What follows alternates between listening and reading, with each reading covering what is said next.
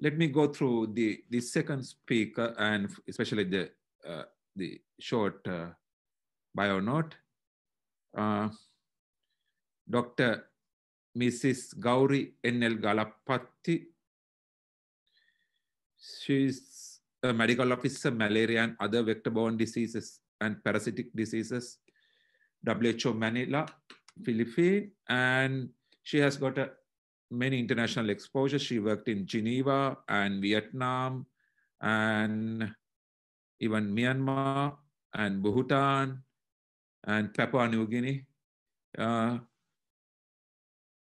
Further, she has been the project director, Global Fund for Fight Against AIDS, TB, Malaria, that's GFATM project, Minister of Health, Sri Lanka from 2011 to 2012.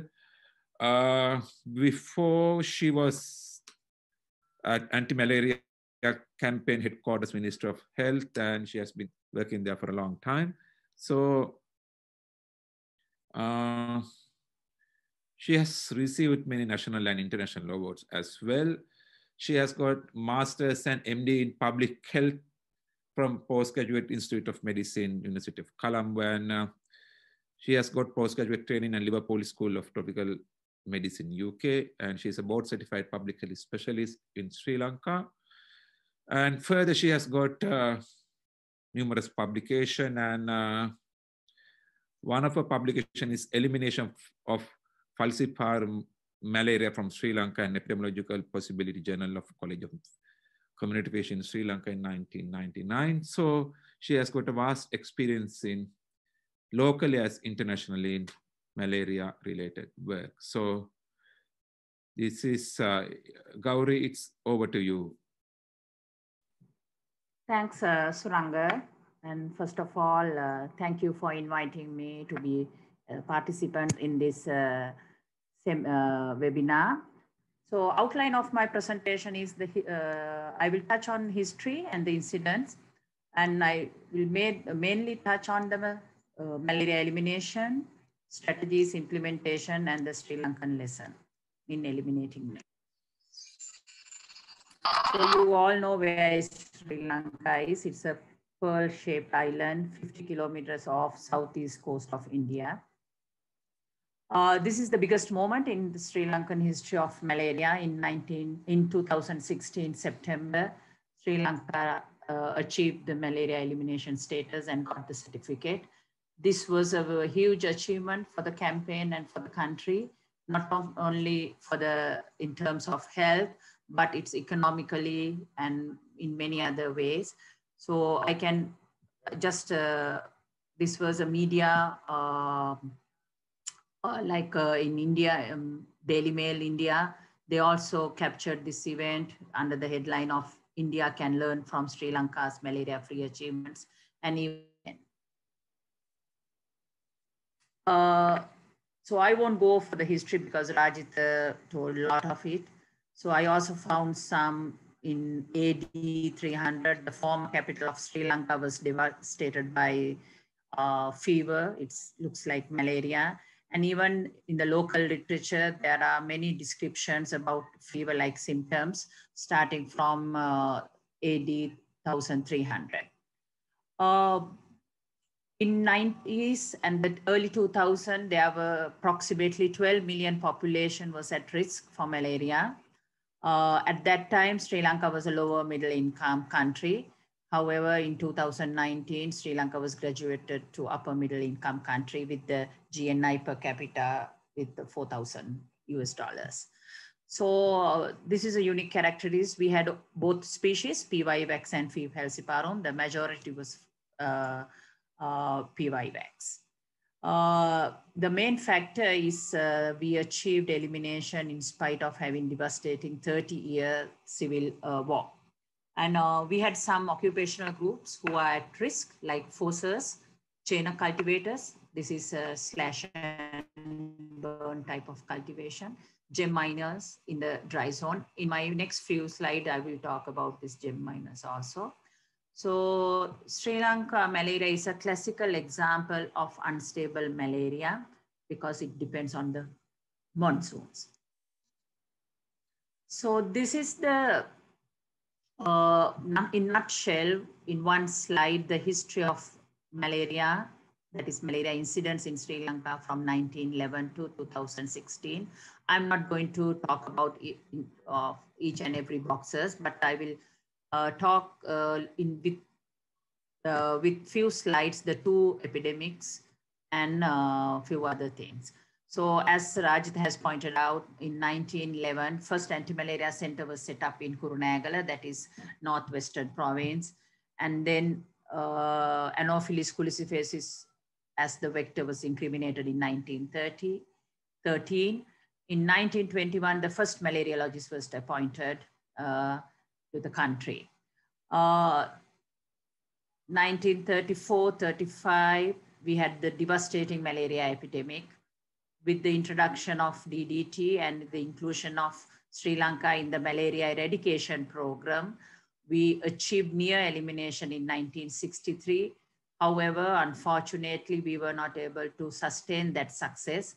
So we had a resurgence, huge resurgence in 1967 to 68. We have DDT was introduced at that in 1946. However, we found the resistance to DDT in 1969. Then we went for malathion. For that also we found resistance to in 1992. Then we used several pyrethroids until we achieved elimination. In terms of the treatment, we found first chloroquine resistant falciparum case in 1984. Then from 1997, we had several foreign funded projects. So it's a World Bank. RBMI came in 1999, and the GFATM, that was the last donor organization who came in 2003. And the country introduced ACT in 2007. Malaria elimination project started in 2009. The last local indigenous case was detected in October 2012, and we got the certification in 2016. So it's a nutshell. Let's go to the other slides, and then we will talk about the epidemics. So usually in Sri Lanka, we talk about the one major epidemic, that is in 34 and 35. So most of the epidemics occurred as a result of failure of one or both monsoons. And few other epidemics in 1968, 75, 87, 91 were caused by operational failures, including technical problems. So if you take 1934-35 epidemic, so the reason, there were many reasons, but this is one of the reasons. We had abnormally prolonged dry season, relatively humid valley, leading to pooling of rivers in the intermediate zone, because the country was divided to dry zone, wet zone, and the intermediate zone. So mainly it is a northwestern province. But there are other factors also.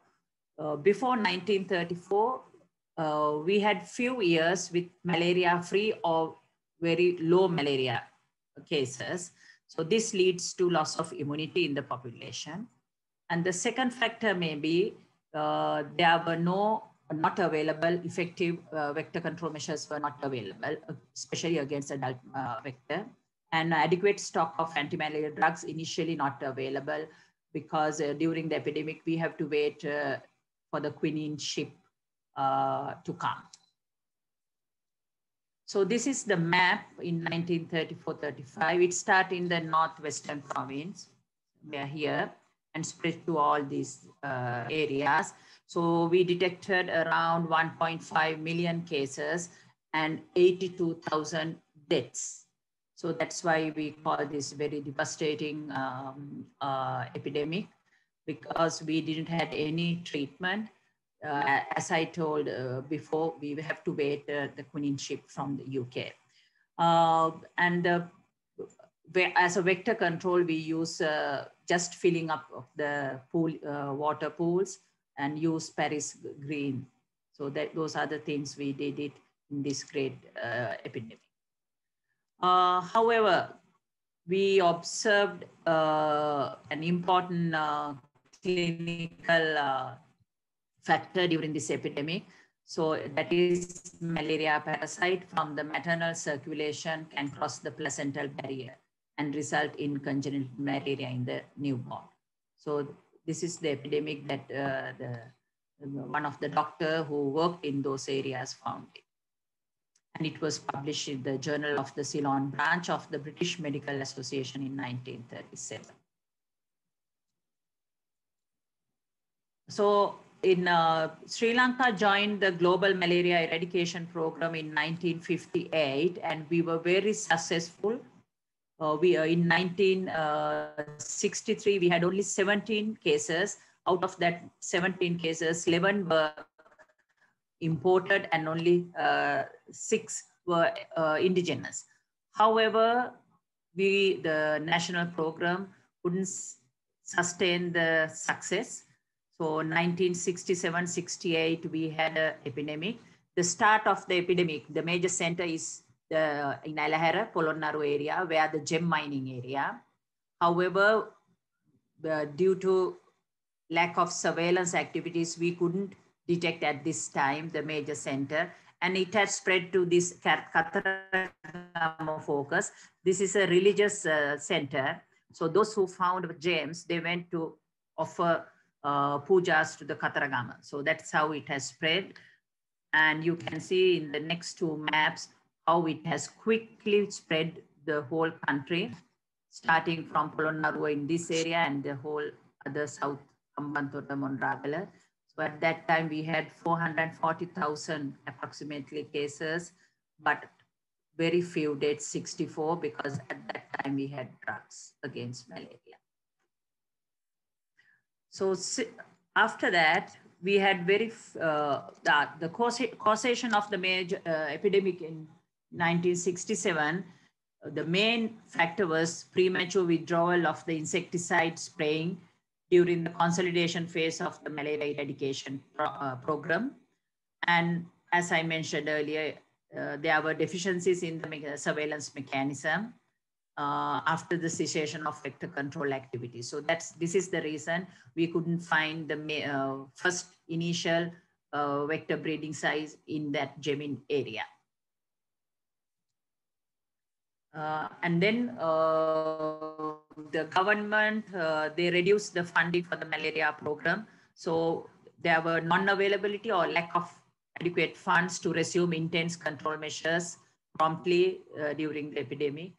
And the delay in declaration of Alahara, that is the Jeming area, as a disease locality also resulted in rapidly dissemination of malaria infection to many parts of the country. So again, here in this epidemic, there were very important clinical observation made.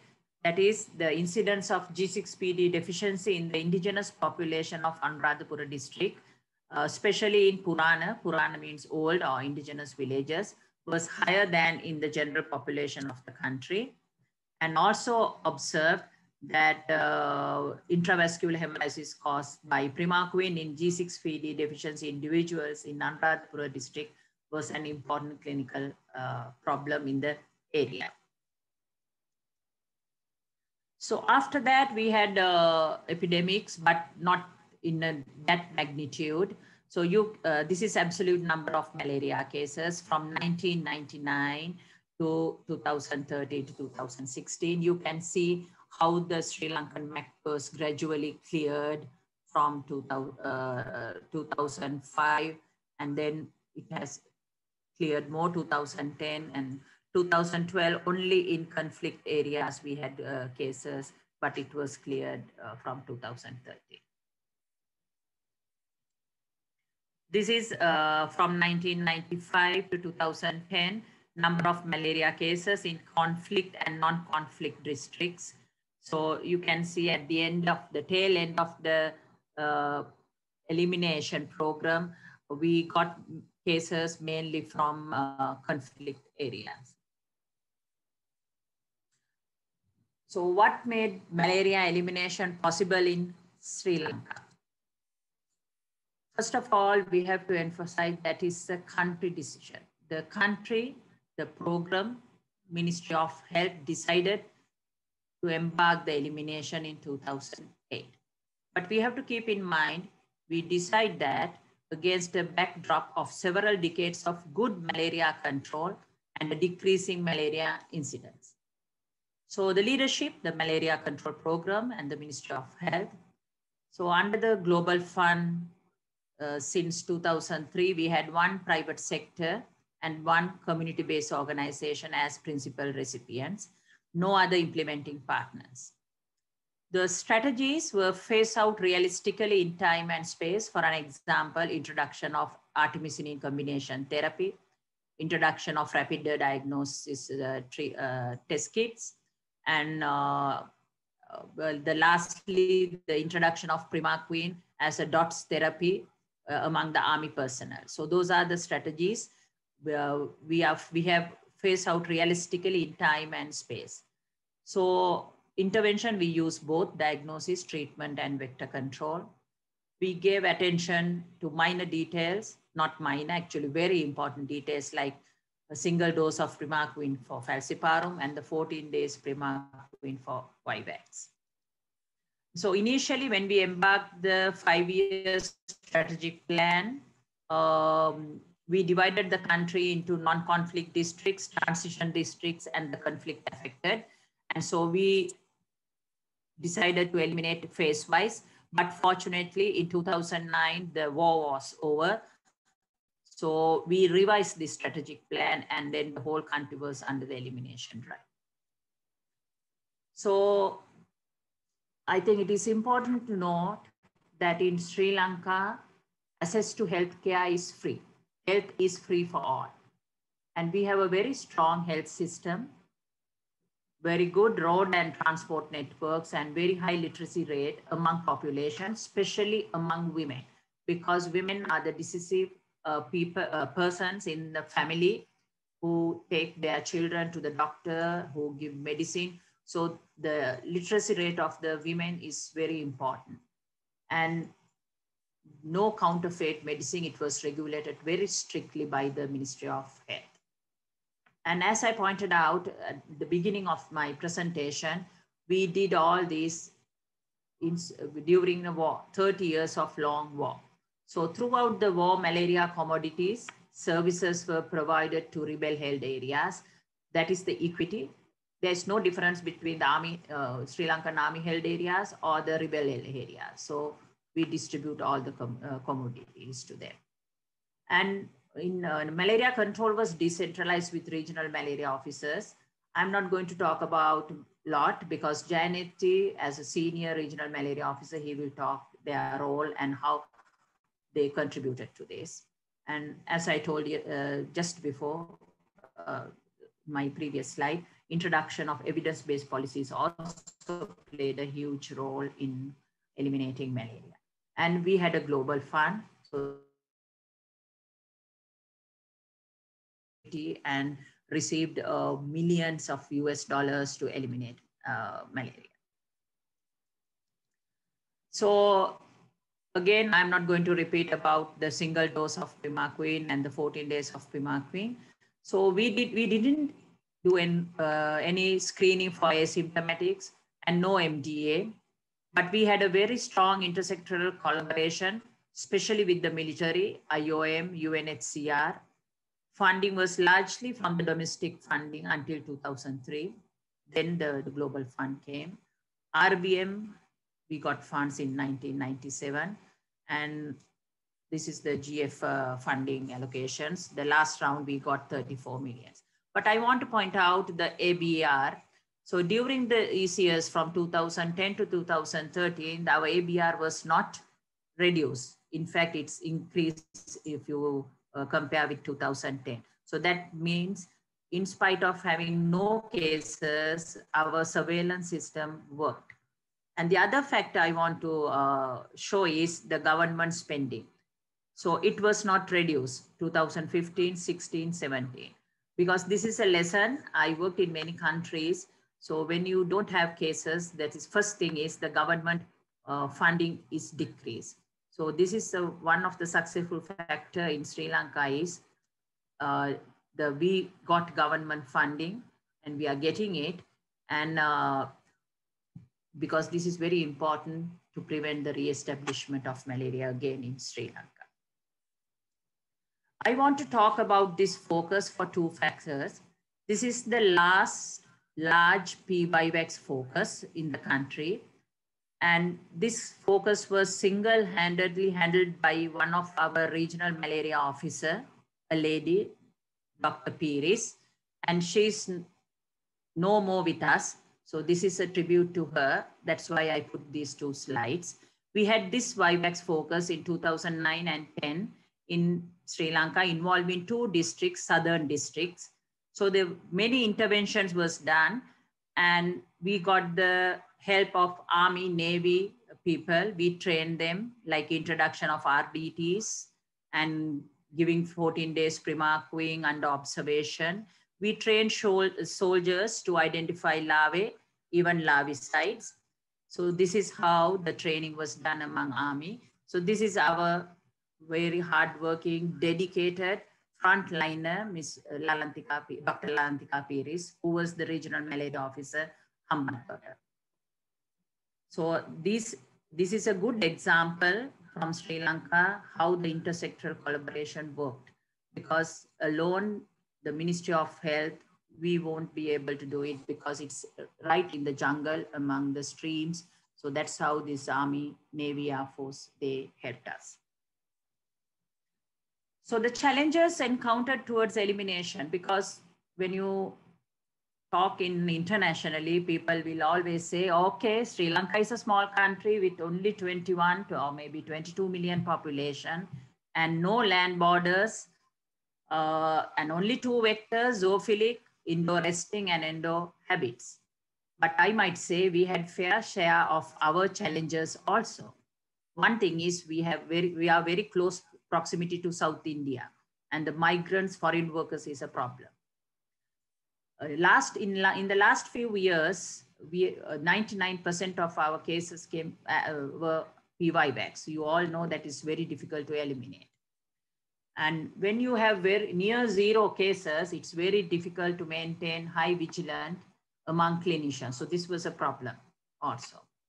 Not only that, commitment, to get the commitment at all levels, including political, it's a problem. We had a lot of hurdles, challenges in this.